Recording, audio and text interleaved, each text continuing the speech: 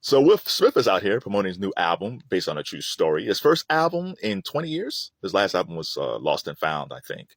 Lost and Found was actually pretty good, but that was like 2005, and we're coming off like Big Willie style, and Big Willie style was a monster album. Oh my god, getting jiggy with it, Miami. Oh, that album's untouchable. It's such a good pop a hip hop record, man. It's fantastic. And Lost and Found was good, but it just wasn't. Things had changed by then. It's 2005. By that point, Will had been in the game for like almost 20 years at that point. So nah, things was a little bit different. So he dropped based on a true story. That's the name of his album. And funny thing is, Kaylee Kuko from The Big Bang Theory, she has a show called Based on a True Story. It's about her, a husband, and a serial killer. And it's actually pretty good. It's on Peacock, so check that out. So Will's out here promoting the album. He was with Gillie Da Kid, and he rapped word for word Brand New Funk by Jazzy Jeff and the Fresh Prince, or DJ Jazzy Jeff and the Fresh Prince. That Brand New Funk is probably my favorite Jazzy Jeff and the Fresh Prince song of all time. And I will speak to that in a minute, why that's so important.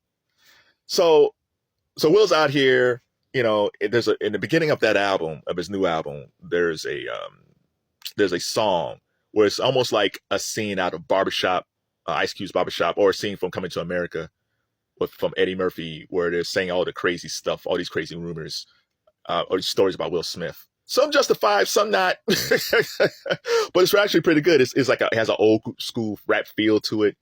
But it has been there's always been a lot of crazy things said about Will over the decades. But I'm a big Will Smith guy. And it hurt me when he slapped Chris Rock, because I like Chris Rock. I love Bring the Pain is one of the most brilliant stand-ups ever. And Bigger and Blacker too, I think. Yeah, Bigger and Blacker came after that.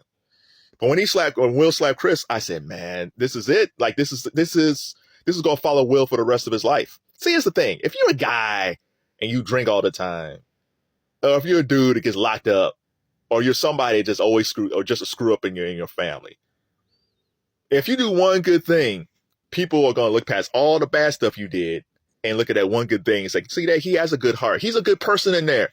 They're always looking for the good in you, right? But if you're a decent guy or a nice guy, try to be a nice guy, and you do one bad thing, and people sometimes hold on to that. When you're a decent guy, a nice guy, you can't do anything. You can't have a misstep. You can't, because people will hold that against you until the next dumb thing you do. What he did was dumb. I don't know why he slapped Chris. He shouldn't have slapped Chris. It was like the stupidest thing. Because Will has painstakingly crafted his career where he was this nice dude. And I don't know. It's like he got possessed and he slapped Chris. And now Chris is stuck with that too. That's when they both pass away. One of the things they'll talk about for both of them is that Will slapped Chris at the Oscars, and Chris got slapped at the Oscars by Will Smith. And it shouldn't have been that way. I don't even know why Will even did it. Like Will said, it's like Will has done a lot of deep therapy over these years, and he's still suspended by the Oscars. I think we're in year 3. I think they'll amend it after a while, because he's suspended for like 10 years. It's like, dude, 5 years, sure, but man, 10 is awfully harsh. I think they'll amend it pretty soon. But yeah, so I just knew for all the good that Will Smith has done, that slap is always going to follow him. But he's pushed ahead. Like after that, he put out the latest Bad Boys film. He got this album out. And when I look at Will Smith, the reason why I like Will Smith, we have to go back to the beginning. So I love hip hop from the 80s all the way up to maybe like the mid 2010s. I am a hip hop head. I love NWA. I love Big Down Productions. I love Big Daddy Kane, Salt and Pepper, MC Lyte, Queen Latifah, EPMD, Redman, Biggie, Pac, Jay, Nas, Drake, Kendrick, Nicki. Like, I just love hip hop. But there's a handful of artists that I don't know where I would be without them. And those artists are Tribe Called Quest, De La Soul, Public Enemy, Houdini, and Jazzy Jeff and the Fresh Prince. Now, I love LL Cool J. I love Run DMC. So I'm not taking away, because I love those guys too. But all those acts that I described, they're kind of markers for me of who I am as a person.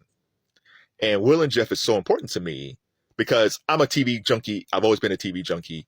And the first time I heard Parents Just Don't Understand, they used the I Dream of Jeannie theme. I was like, can you do that? Can you take the I Dream of Jeannie theme and make it turn into a rap song?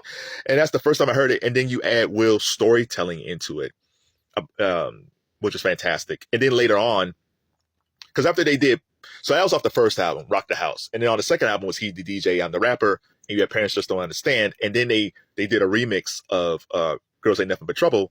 And in the video, they featured Vanessa Williams. Vanessa Williams, the dark-skinned Vanessa Williams, because there's two. There's the Miss America light-skinned Vanessa, who was in the movie Soul Food, and there's the dark-skinned Vanessa, who was in New Jack City, who was in the TV show Soul Food. And they're both pretty and fabulous. If either one of them said, I want to go out with you, I would say, yes, let's go, ladies, because they're both beautiful, and they're both named Vanessa Williams, so there's that. But yeah, when Will and Jeff first did Girls Ain't Nothing But Trouble, I didn't see those guys. I didn't know who they were, but I knew that thing, that the fact they used I Dream of Jeannie, it's like, oh, that kind of spoke to me. And then when I saw them, I was like, oh, they're like me. They're like regular dudes. Like nobody's wearing gold chains. Like nobody's like fronting like they're hard. Like I can never be as cool as LL Cool J. I can never be as hard as Run DMC. But Will and Jeff was like, oh, like I could be friends with those guys. They seem like guys I would hang out with. And I just felt like that was hip hop for me. And that's the beautiful thing about that era is, everybody had their own lane. Like Will and Jeff had their lane, which is almost like a middle class hip hop lane. Salt Pepper had their lane. PE, Public Enemy had their lane. Big Daddy Kane had his lane. Two Live Crew, NWA. Like everybody had their lane. Like there was a tour, I think the World's Greatest Hip Hop tour or something like that, World's Greatest Hip Hop concert, something like that, like in 1990. And I think it was like a whole bunch of people. It was like Public Enemy and Kid and Play and MC Hammer. Now, you guys today would think like, well, how did that work? It worked great.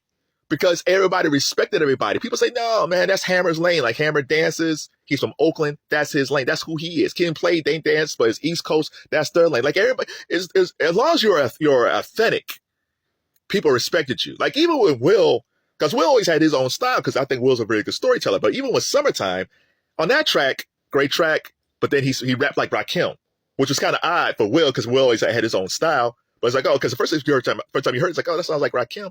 But the song is great. And yeah, he kind of bit off Rakim, but I think because Will always had his own style, own sound, I think that was fine. And then Summertime became a big hit. But Will has always been like one of the greatest storytellers in hip hop. They never talk about that. Like he talks almost from a suburban lens. But that's his style of storytelling. And all this comes from Slick Rick. Slick Rick started all this stuff off with Lottie Dottie, the B-side of the show. And Rick, who was born in England, raised in New York, it kind of talks like this. It's kind of sing-songy like la-di-da-di. But he was the beginning of the storytellers of hip-hop. And, when we hear it later, we hear it with Rakim, Big Daddy Kane, Nas, Biggie, Jay-Z, Redman, Ice Cube when he wrote for Eazy-E and NWA.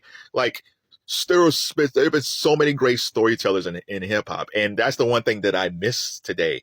We don't have storytellers. If so, it's very few. There's a young guy out now, like, what's his name? Cobain Cash. And he has a song out. And it's like, the video's okay. People say it's the greatest video ever. It's like, it's not. There's some interesting things in it. But the thing about when I heard him, it's like, well, he kind of sounds like Playboi Carti. And he kind of sounds like Travis Scott. I kind of heard this stuff before. Like back in the days of Just the Fresh Prince, it's almost like, well, that's, Will, they sounded different from Public Enemy, and Public Enemy sounded different from NWA, and that's totally fine. And if you did bite someone's style, then it's all like, oh, you're biting, right? It's like today it's just biting all the time because everybody sounds so much alike. I don't know. So shout out to Will Smith, brand new funk. Yeah. So let me get the brand new funk before I go. So Girls Ain't Nothing But, no, I'm sorry. Parents Just Don't Understand came out. Huge hit, crossover. And then the second single was Brand New Funk. And Brand New Funk is probably one of the greatest hip hop songs ever. Just everything about that. The scratching on it, the groove on it, Will's rapping on it. It's almost like they said, we think people are going to think we're a pop because of Parents. But we're going to show you that he's a DJ and I'm an MC. And we're going to show y'all what we got. I love that song so much. That song came out like 88, and it's never going to get old. Young Will Smith, young Jazzy Jeff. Shout out to Jazzy Jeff, one of the most underrated DJs ever. Love Jeff. So if you're a fan of The Fresh Prince, Jazzy Jeff the Fresh Prince, tell me, what is your favorite song? Is it Brand New Funk? Girls Ain't Nothing But Trouble? Parents Don't Understand? Tell me what it is. Shout out to Will and Jeff.